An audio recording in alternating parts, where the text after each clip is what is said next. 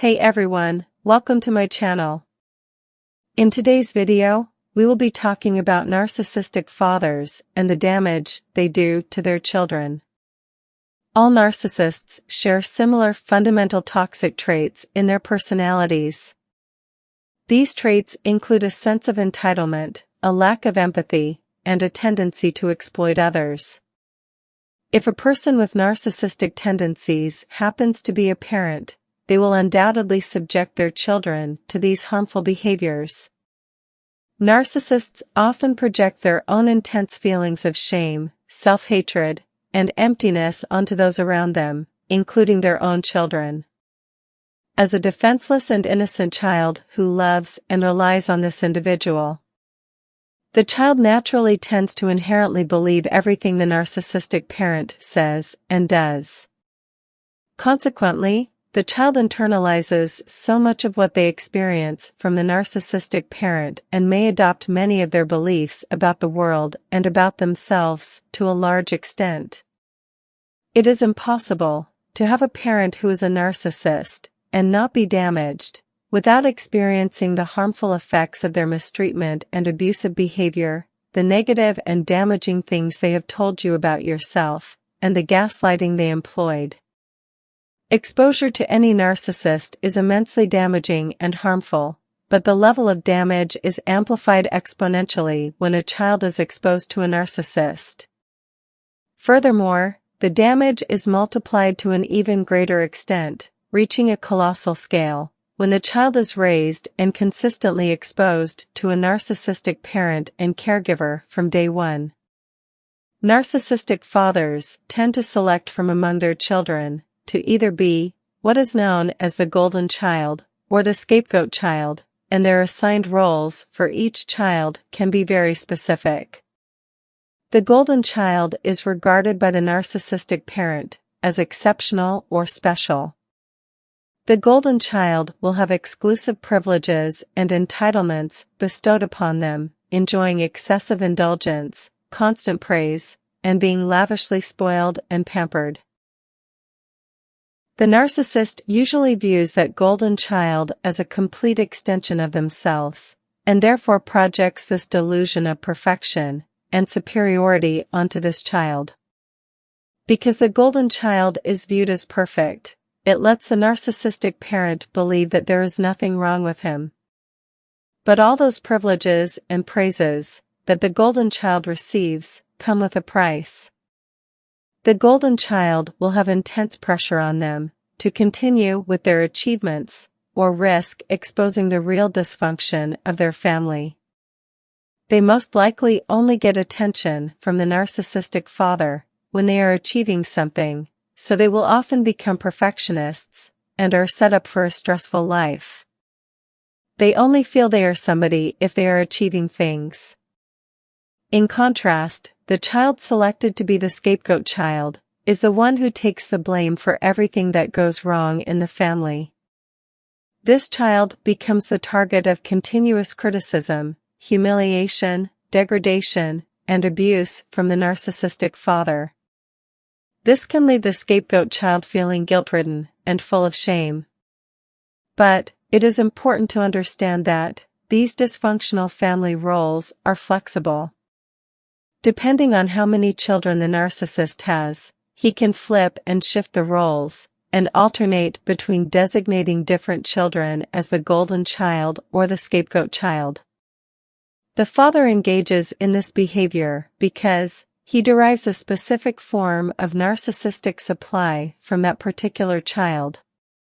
For instance, if one child excels in sports or academics, and the father derives narcissistic supply from that child's achievements, he will begin treating that child as the golden child. However, it is important to note that both the golden child and the scapegoat child endure abuse from the narcissistic father in different and distinct ways. The golden child often becomes entitled, displaying arrogance, and tragically adopts numerous abusive and reprehensible behaviors exhibited by their narcissistic father. In many instances, the golden child will become a narcissist as well. The golden child grows up feeling superior and entitled, and becomes abusive and cruel to other people. This form of child abuse, of molding a child to become a narcissist, is deeply harmful and insidious, and I would not wish anyone the misfortune of becoming a narcissist. Such a life would be marked by misery and emptiness, and a meaningless and shallow existence. On the contrary, the scapegoat child endures a severe form of abuse. The scapegoat child is subjected to constant ridicule, humiliation, abuse, and criticism by the narcissistic father. They endure ongoing shame and blame throughout their childhood, often experiencing neglect, and being purposely ignored, as if they are unworthy of their narcissistic father's attention. The narcissistic father will treat the scapegoat child as if they are utterly insignificant. It is usually a combination of abuse and neglect, and this child will absorb the majority of the projection of the deep negative beliefs, hatred, and shame that the narcissistic father feels about himself. And, of course, unfortunately, as a child, the scapegoat is unaware of the underlying dysfunction of his narcissistic father, and unknowingly internalizes many of these beliefs as being true. The child ends up internalizing the belief that they themselves are the problem.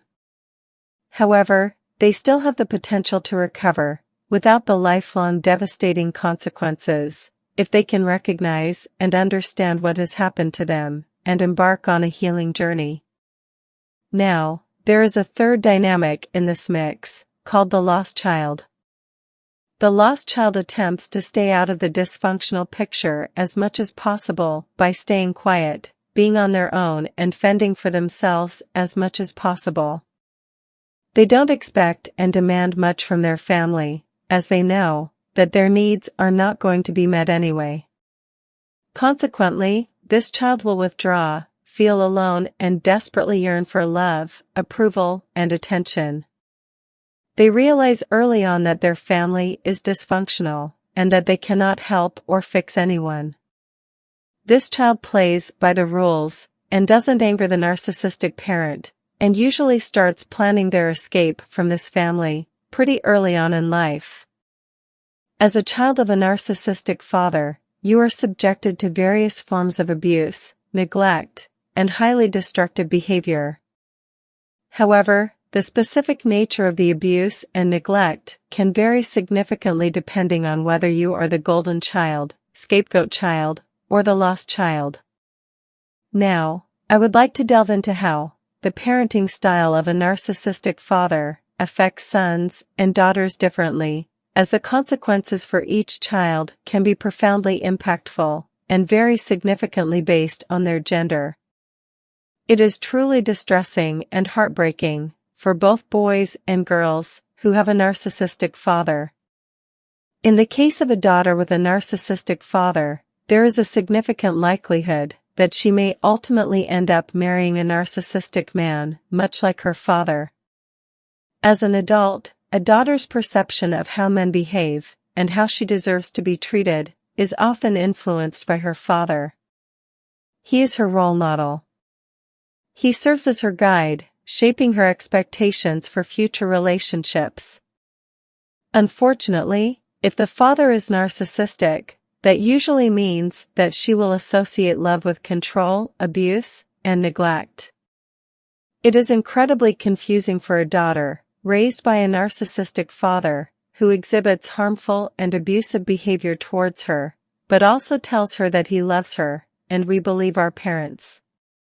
He will treat her with contempt, and she will witness his narcissistic rages throughout her childhood. More than likely he will degrade, humiliate, ignore, neglect, emotionally criticize, and verbally assault her whenever he pleases. However, intermittently and on occasion, he will also treat her exceptionally well, all the while telling her that he loves her while being abusive. Because of this, she will have a deeply distorted perception of what love looks like from a man. Having learned as a child that she has no voice, no opinions, and her desires hold little to no value, she was controlled, manipulated, and emotionally and psychologically abused from the get-go. This subconsciously conditions her to abuse. She comes to believe that abuse is normal and is expected in close relationships. What's more, she can go on to abuse her own children in a similar fashion. Narcissistic abuse was the model she had seen in her childhood for how to raise a child, and she may continue the pattern. Narcissistic fathers also expect their daughters to meet their emotional needs in the same way they expect their spouses to do. What they are really trying to do is to create a constant source of narcissistic supply that can replace their romantic partner, should the need arise. Of course, this is utterly devastating for the daughter.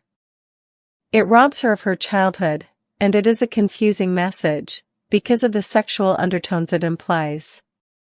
While it is true that narcissists may engage in sexual abuse with their daughters, but even without such abuse, the daughter is often forced into the role of a mother figure. This dynamic is highly detrimental to her sense of identity, self-esteem, and overall self-worth. When a father does this to his daughter, it can easily undermine her self-confidence and scar her for the rest of her life. Unfortunately, unless she has some awakening to the reality of what her father is, it is highly probable that she will walk straight into a marriage with a man who mirrors the same traits and behaviors as her father. To her, the abuse, the gaslighting, the neglect, the lies, all feel normal or just like an inevitable part of life. The daughter of a narcissistic father has such low expectations and standards for what love and partnership look like. And all narcissistic men, with their keen perception, can see this insecurity and vulnerability in her from a mile away. So, they will inherently be drawn to her. If the daughter remains oblivious to her father's true nature, and fails to recognize his abusive behavior, and if she doesn't come to the realization that there is nothing inherently flawed about her, and that the negative beliefs projected onto her by her father during her childhood were untrue, she may never understand that what she experienced was wrong, and that it does not constitute genuine love. Consequently, she may be unaware of her own worth, and fail to recognize that she deserves far better treatment. It is crucial for her to know the truth, in order to prevent herself from internalizing the false beliefs about herself that are not hers to live with. These beliefs originated from her father, and it is imperative for her to relinquish them and return them back to him. On the other hand, sons of narcissistic fathers typically experience one of the two outcomes. If the boy is a golden child, then it is highly probable that this child will become a narcissist as well, unless he receives some external protection and guidance from individuals who can demonstrate that he is not inherently superior, not entitled to everything, and that it is morally incorrect to treat others the way his father has exemplified and role modeled to them. If no intervention occurs, it is highly probable that the golden child will exhibit significant narcissistic traits or become a full-blown narcissist.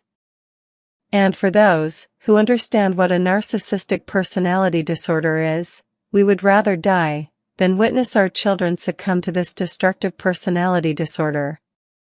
In this narcissistic family dynamic, it's easier to see how the scapegoat is harmed, but it's a bit more difficult to notice the damage done to the golden child. Like the scapegoat, the golden child is also a pawn of the narcissist. The golden child has no real identity or boundaries of their own. While it seems like the grass is greener for the golden child, all those privileges and praises come with a price. The golden child is often the one who becomes a narcissist, thus continuing the intergenerational cycle of abuse. Meanwhile, the scapegoat usually has enough left in them to break the cycle. Also, the enmeshment between the narcissistic parent and the golden child can last forever. Growing up, the golden child's autonomy remains suppressed by the parent. This allows the narcissistic parent to continue controlling and exploiting them, even well into adulthood. If, and when, the golden child does break free, the process will be much more painful and agonizing than it is for the scapegoat, because their parents' mistreatment wasn't as overtly severe towards them. Meanwhile, scapegoats often better recognize their toxic upbringing. They're often the ones who are driven to seek answers, learn about their narcissistic parents, and do their best to heal. The scapegoat child and the lost child have a chance of freeing themselves from this curse, but many a times the golden child has little to no chance of escaping. Narcissistic fathers have no desire to see their scapegoat child thrive. They want to keep them around forever, to abuse them and blame them. In many instances, narcissistic fathers may not even wish for the golden child to succeed, or at least not surpass their own accomplishments. Narcissistic fathers are highly jealous of their sons, so they will go a long way to sabotage their lives, their marriages, and their chances of success. They often view their sons as threats to their own sense of superiority, and compete with them, intentionally undermining their achievements, or dismissing their talents. This can create a hostile and toxic environment, fostering feelings of resentment and inadequacy in the son. A narcissistic father may often ruthlessly bully and compete with his son. Similarly, he may be jealous of his wife's attention to the boy, compete with him, and flirt with his girlfriends or later on, with his wife. Narcissistic fathers are also hypercritical of their children's friends or partners unless they are able to influence them. In addition, they minimize the role of the mother or are suspicious of their child's relationship with her. Because of their selfish attitude and lack of empathy, narcissistic fathers often strip their sons of any self-confidence. Constant criticism from a narcissistic father leaves children feeling insecure, questioning their abilities and decisions, and doubting their value. Because of this, the children come to the conclusion that they are not worthy or capable, so they find it difficult to have faith in themselves, or take risks in order to achieve what they want. Many narcissistic fathers are also physically cruel, thus instilling immense fear in the child. Narcissists never want their children to feel self-confident, because they never want them to be independent. They want them to always rely on their narcissistic parent. That feeds their delusions of superiority, and submissive children are an excellent source of narcissistic supply. The cumulative impact of the damaging behaviors inflicted by a narcissistic father can result in emotional trauma. Sons may experience chronic stress, anxiety, depression, and a range of psychological and emotional difficulties that can persist into adulthood. That is why it is incredibly important for sons and daughters of narcissistic parents to understand exactly what they have gone through, and comprehend their experiences, so that they can return the dreadful, harsh, cruel, and neglectful beliefs, feelings, and emotions projected onto them, back to the narcissistic parent. I honestly believe that it is an essential and crucial part of the healing process, because if you have any doubt in your mind that what your parent did to you is normal or justified, it is inevitably going to affect you in a negative way and have a detrimental impact on you as an adult. Thus, in conclusion, there are many different ways that you can move forward and heal from being raised by a narcissistic parent. As with anything, the first step is awareness. We cannot move on until we know what has caused us pain.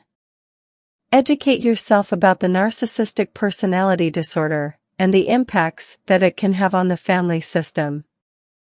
There will definitely be a lot of grieving involved in this type of healing. Both grieving for the childhood that you didn't get, and also grieving for the image of your parent that has been shattered. It is also important to understand and come to accept that your narcissistic parent will not change. As much as you might want to confront them, or as much as you do confront them, it is very unlikely that the parent will change their ways. It is also important to acknowledge, and maybe even forgive your narcissistic parent. It may help to release your baggage of grief and pain, and help you heal. As always, in any relationship with a narcissist, set boundaries, go no contact if possible, consult a therapist if required, heal and move forward. It is very likely that, while growing up, you missed some pretty important developmental milestones, and now is the time to start experiencing them. I trust that this video provided you with clear insight into how narcissistic fathers cause damage to their children and how this disempowering dynamic prevents the child from developing a strong sense of self as they grow up. If you found this content helpful and informative, please show your support by liking, sharing, and subscribing to my channel. Make sure to click on the bell icon so that you do not miss out on my next video, in which I will be talking about why the narcissist appears single while married. I express my gratitude to everyone for tuning in and watching. Let us help spread the awareness and lead healthier and fulfilling lives.